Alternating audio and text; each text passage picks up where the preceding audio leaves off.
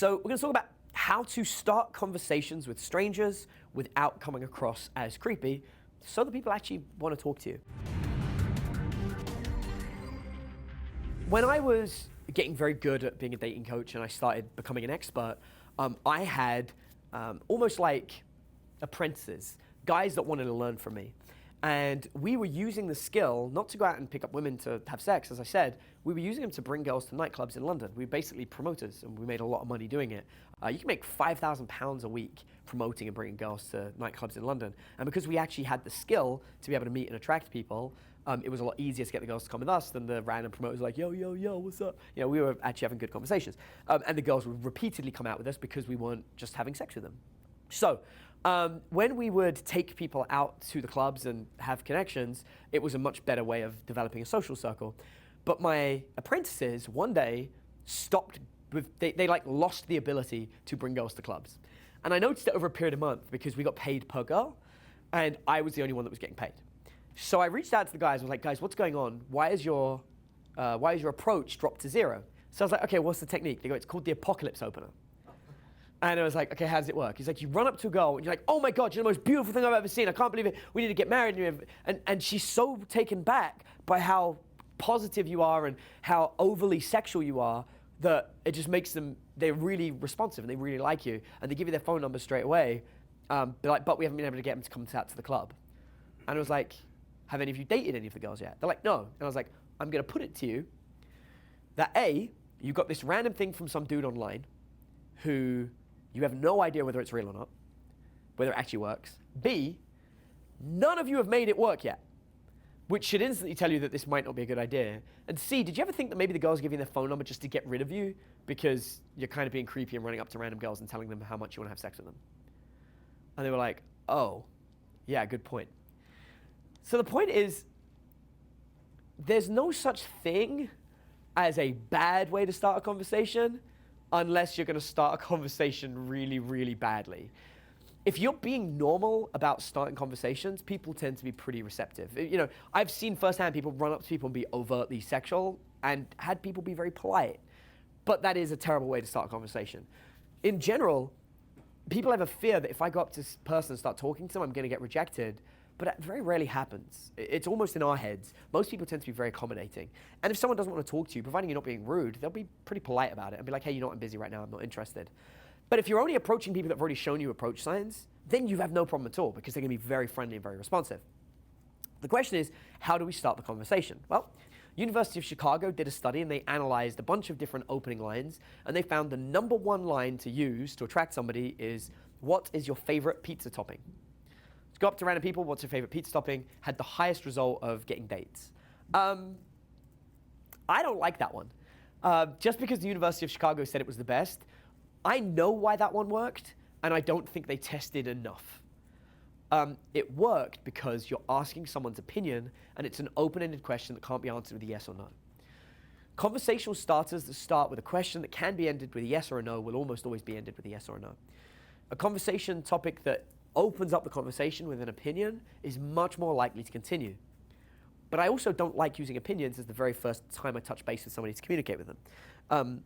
I like to look for a sign of attraction, an invitation, an open invitation to start a conversation, and then I like to start talking with something that I call the conversation already going on in their head.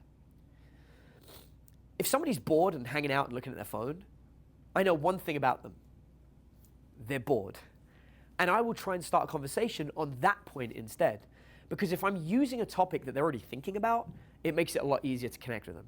So if I see someone who's bored on their phone, I'll walk up to them and I'll say something, like if they've given me a sign that they're open to me approaching, and I'll say, do you ever just wonder how we have so many apps and games and so much to do on the internet, and yet we always just look at the same 3 or 4 apps and then get completely bored and wonder what we're going to do for entertainment? Open-ended question still can't really be, it could be answered with a yes or a no, but it's being targeted to what she's actually thinking about, and it makes it much easier to start a conversation. One of the guys that I was teaching the other day, he found a very similar thing, going up and talking to guys, rather than just going up there and being like, oh, hey, baby, you're beautiful, or being very sexually into them, like being like nice ass, rather than making a sexual comment, he found that he had much better chance of developing relationships rather than just sex by focusing on finding real conversation first. And the sex was still great and it still happened, but it made it more likely the person wanted to actually stay and keep talking to him. So a good opening line, while it will very rarely ruin a situation, an opening line, while it will very rarely ruin a situation, it may make it a lot better. Not for them to be able to have a conversation, but for that conversation to progress into something else. Whereas a bad opening line will actually very rarely get you a bad reaction, unless you're completely abusive or aggressive. However, a bad opening line will tend to affect things later. It'll be later on where they suddenly have second thoughts. They're like, you know what, I don't really know. So I find the best thing to do is to communicate what's going on in someone's head. A good example of this that I use is if you imagine somebody in a grocery store and they're looking at 2 packets of rice and they're obviously trying to weigh up which one's best. The opening line I would use there is, you know what, you should take this one. I've tried it before, it's easier to cook. Don't lie and make it up. You really want it to be about something that's real, but if you notice someone that's trying to decide between 2 things and you have the information in your head that will help them decide, that's how you start the conversation. And it's such a natural way to start a conversation. It makes them feel more open with you, and it just develops into a much nicer conversation overall. Now, some people struggle to think of that. If I like, hey, what's going on in that person's mind? They're like, I don't know. So I have 2 drills that I get people to do to fix this. The first drill is go and people watch. Take a friend, go to a coffee shop, sit there, and look at people going by, and say to each other, what is this person thinking? And guess. Whether you're right or wrong is almost irrelevant. The act of just guessing trains you to start thinking this way, and then when you're not doing it, you'll just start thinking of it anyway. To go a step further than that, once you feel comfortable doing that, go and test it. So sit and analyze people, guess what they're talking about, and then dare each other to go and approach and find out.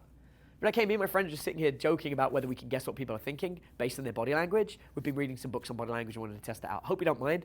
We've both made a prediction on what you're talking about or what you're thinking about. Would you mind confirming?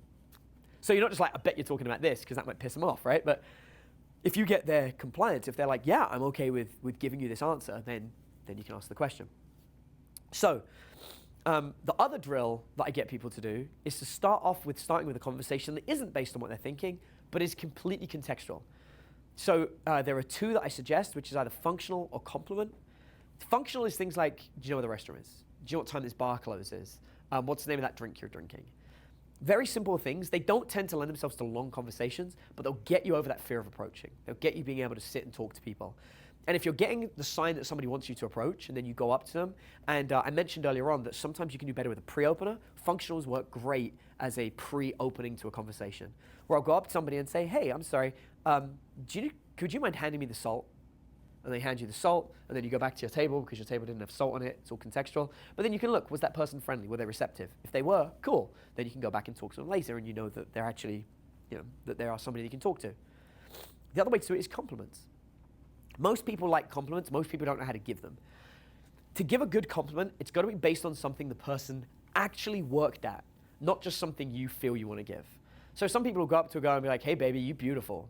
That's not a good compliment. Or like I said, gay guys will often be like, nice ass, or great shirt. Like, they're not good compliments. Like, I didn't make my shirt. Giving me a compliment on a nice shirt isn't actually great. But I did put my outfit together. So coming up to him and being like, hey, I just want to say, I really like the way that shirt works with those shoes. I think the colors accentuate each other well. I'd be like, oh, thanks. Because I put time into that. I thought about that. If somebody comes up to me and is like, hey, you seem like a really friendly person. I love the fact that I've seen you working in Starbucks every morning for 3 hours and you're always smiling. Like, oh, thanks. That's something I've worked at, so I'm going to care about it. So the best compliments are ones that are based on something the other person's actually worked at. So the exercise on meeting strangers is about sitting in public, people watching, which is a great hobby, looking for people that want you to approach them, people that are locking eye contact, smiling, give you all the signs we spoke about in the earlier chapter, and then going up to them and having a conversation based on something they care about. Ideally, because we're thinking about what they're thinking and we're going to tap right into the subject in their head. One of my favorite scenarios of teaching a student, this is back, now I'm like #1 in the world, and I've got clients chasing me from all over to come and learn from me. I'm teaching CEOs, people that are like married and trying to like reattract their wife. That's a huge market. People that are single and tired of being single because they're successful or whatever. So there's this guy, he was like a financial dude, he was like a trader, and I was teaching him how to go and talk to people. And I said to him, I was like, there's a girl standing there, and she has a basket full of DVDs.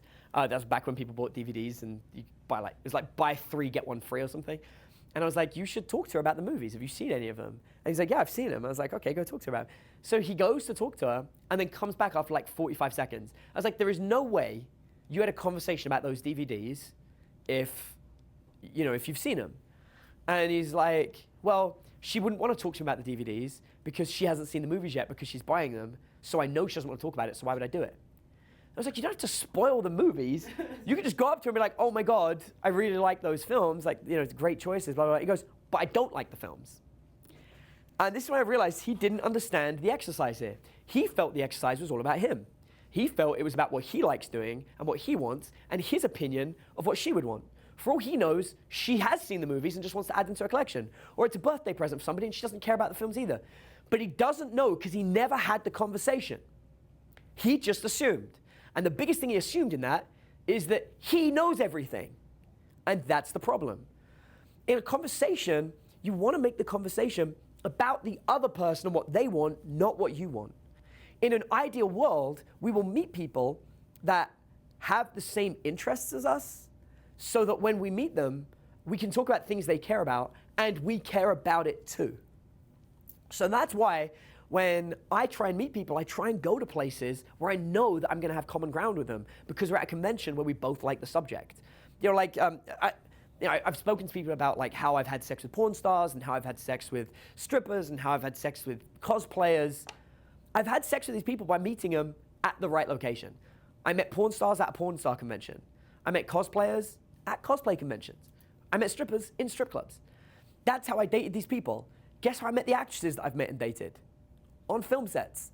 That's how you do it. You go to where they are and the conversation is easy because it's about things you care about. I used to work in film doing public relations. I have a lot of friends in the adult entertainment industry because I worked in the dating industry for so long.